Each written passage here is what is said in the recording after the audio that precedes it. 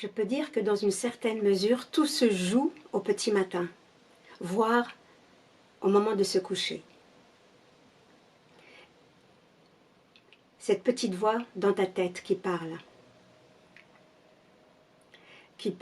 du matin jusqu'au soir. En fait, si tu prenais l'habitude de réaliser que cette petite voix apparaît, il faut que tu sois présent en fait à cette petite voix qui parle. Il faut que tu sois présent au fait que tu crois à ce qu'elle raconte, à son histoire.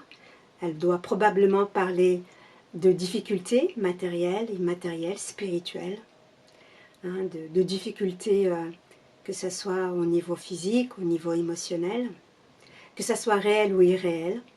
En fait, si tu prends note de ce que dit la petite voix et que tu réalises que tu es en train de croire à ce qu'elle raconte, cette petite voix, et en fait, au moment où tu réalises que tu es en train d'abonder sans t'en rendre compte à ce que raconte la petite voix, parce que c'est automatique, tu ne l'as jamais remise en question, cette petite voix, d'un seul coup, tu vas réaliser qu'il y a comme quelque chose qui est là, comme si vous étiez deux. Il y aurait la petite voix et puis quelque chose qui est conscient de la petite voix. Mais il ne se peut pas qu'il y ait un deuxième toi. Donc il y en a un qui est faux. Et en fait, petit à petit, si tu interroges cette petite voix, si tu interroges sa présence, si tu interroges ce qu'elle raconte, et le fait que tu abondes spontanément dans ce qu'elle raconte, petit à petit, en fait, tu vas sentir la présence qui est consciente de cette petite voix qui parle. La présence qui est aussi consciente du fait qu'on veut croire à ce que raconte la voix. Et des conséquences que cela génère, puisque ça crée un rétrécissement, ça crée une contraction, ça ne crée pas de la joie en fait. En fait, plus tu vas prêter attention à cette petite voix et au fait que tu lui accordes de l'attention et que tu lui accordes du crédit, tu vas remettre ça en question. Et quand je dis remettre ça en question, il ne s'agit pas de lutter. On ne lutte pas contre la petite voix. Parce qu'elle est balèze, cette petite voix. Parce qu'il y a longtemps que ce petit disque tourne dans ta tête. Donc elle a beaucoup de force, beaucoup d'énergie en fait. Mais si tu es présent à cette petite voix et que tu réalises que si tu l'écartes, si tu ne prêtes pas attention à elle, si tu ne lui accordes aucun crédit, même une fraction de seconde, tu réalises qu'il y a le silence et que tout va bien. Et pour que ça aille mal, il faut que tu t'adosses à cette petite voix. Il faut que tu t'appuies sur elle pour exister, en tant que cette histoire qui va mal. Mais si tu retires cet appui, tu réalises que tu n'as plus d'appui. Alors réalise que d'un seul coup, tu flottes. Alors peut-être que la peur peut surgir, ou autre chose, peu importe. Mais regarde que tu as peut-être besoin de cet appui, de cette petite voix qui te raconte que tu existes à travers de cette histoire. Et que tu as besoin, soi-disant, de quelque chose qui te porte, qui te soutienne, qui serait cette petite voix. Sinon, tu n'existerais pas. Parce qu'en définitive, tu n'existes, cette existence ne perdure, en tant que ce petit moi séparé, que parce qu'on s'appuie sur cette histoire. Mais à partir du moment où il n'y a pas d'autoréférence, pas d'appui, alors il n'y a plus que le silence. Et tu es porté par le silence. Ce corps est porté par le silence. Et le silence est ce que nous sommes. Et nous sommes aussi les objets du silence. Nous sommes simultanément les deux à la fois. Mais comme on est confondu avec l'objet, on croit qu'on est un objet, on n'a pas repris sa place de sujet. C'est ça en fait qu'il s'agit de conquérir. C'est cet œil en fait qui voit tout, comme dans la pyramide en fait. On ne voit que la pyramide, mais on ne voit pas le sommet, l'œil qui voit tout, qui est nous, et qui est silencieux. Donc petit à petit, en prenant conscience qu'il y a cette petite voix, mais que si tu l'écartes, c'est-à-dire sans lutter, sans te battre, mais juste ne plus lui prêter d'attention, une fraction de seconde, cette fraction de seconde dure une éternité en vérité, parce qu'il y a reconnaissance du silence. Et petit à petit, peu à peu, cette reconnaissance du silence va s'étoffer, va prendre de l'épaisseur pour se reconnaître en tant que toi. Tu tombes dans ta véritable nature, ta véritable identité, qui n'a rien à voir avec un corps séparé, avec une vie séparée du tout. Donc il va y avoir une préférence pour le silence, tu vois, petit à petit. Et comme c'est inhabituel, ben peut-être que ça va demander à ce que tu y reviennes plusieurs fois. Et il vaut mieux le commencer dès le matin parce que ça annonce la couleur en fait de ce rituel. Et de le faire régulièrement dans la journée. Hop, je ne m'appuie plus sur cette petite voix et je lui préfère le silence. Et je commence à m'intéresser au fait que je n'ai plus d'appui, je n'ai plus de référence. En fait, tu commences à t'habituer à ne plus exister en tant que personne séparée.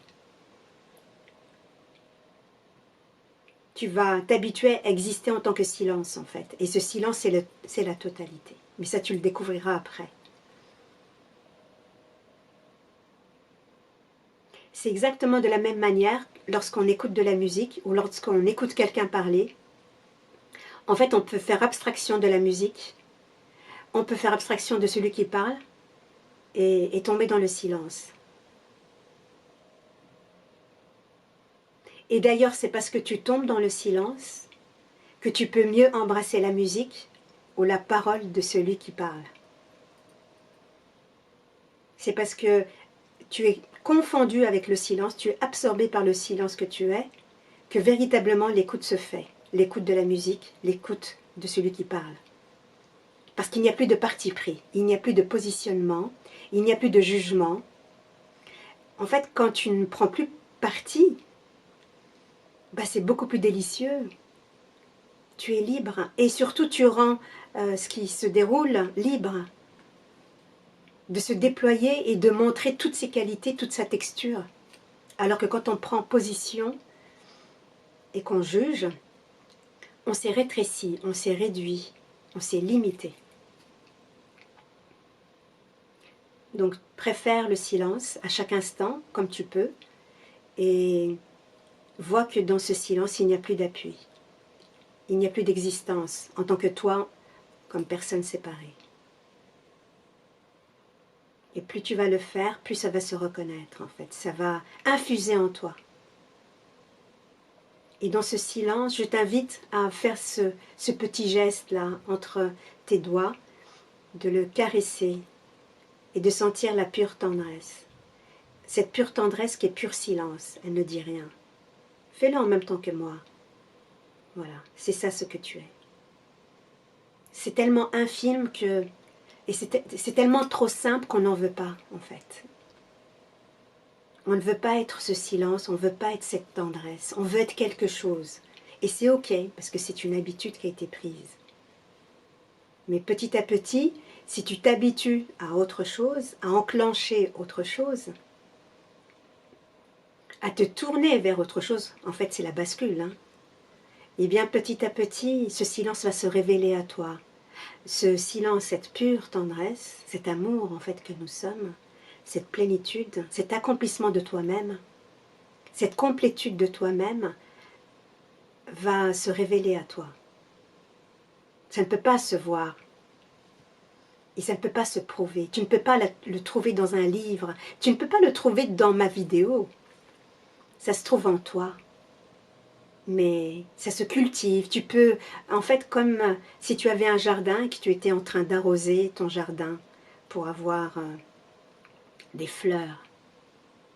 Alors, occupe-toi bien de ton jardin. C'est ton jardin intérieur.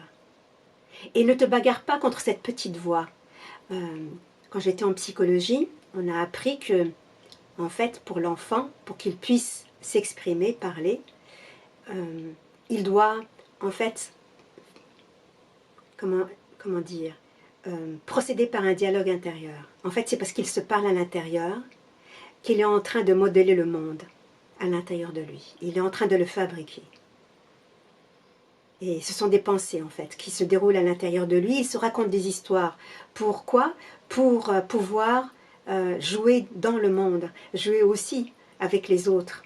Donc il doit faire à la fois, il est dans une relation interpersonnelle, et en même temps, il est dans un dialogue intérieur permanent pour appréhender le monde, pour comprendre le monde. Il doit se parler à lui-même. Et ça, c'est utile, en fait, pour l'enfant, pour qu'on puisse se saisir du monde. On puisse jouer, en fait, dans le monde, faire partie du monde, faire partie de l'humanité. Sauf que ce qui nous a servi, plus tard, adulte, va nous desservir, puisque ce qui était à notre service va nous asservir. Cette petite voix va commencer à nous dicter sa loi, alors qu'en fait, à la base, elle était là juste pour qu'on puisse nommer les choses, appréhender le monde.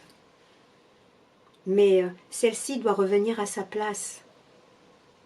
Cette voix, ces pensées doivent revenir à leur place, à leur juste place. Elles nous servent. Comme ce corps, c'est un instrument en fait du tout. Il est au service du tout. Comme tout, le soleil, les plantes, tout est au service du tout, pour le bien de tout.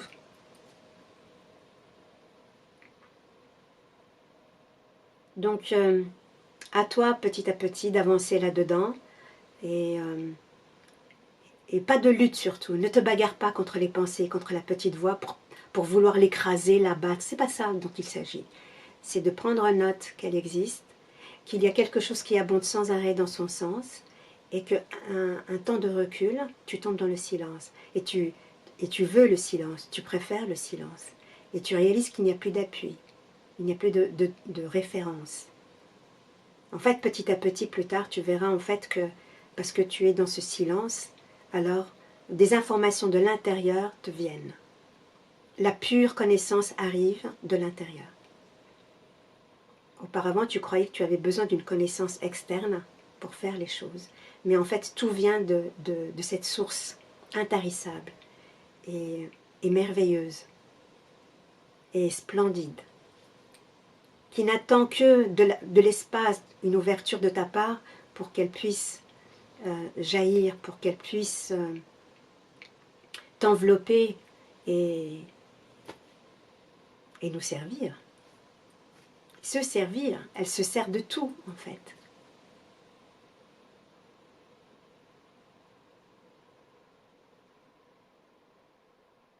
Je préfère la musique du silence.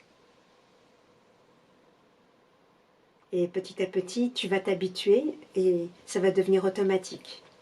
Jusqu'à ce que le silence gagne tout et que tu réalises qu'il n'y a que le silence. Même le son, c'est du silence.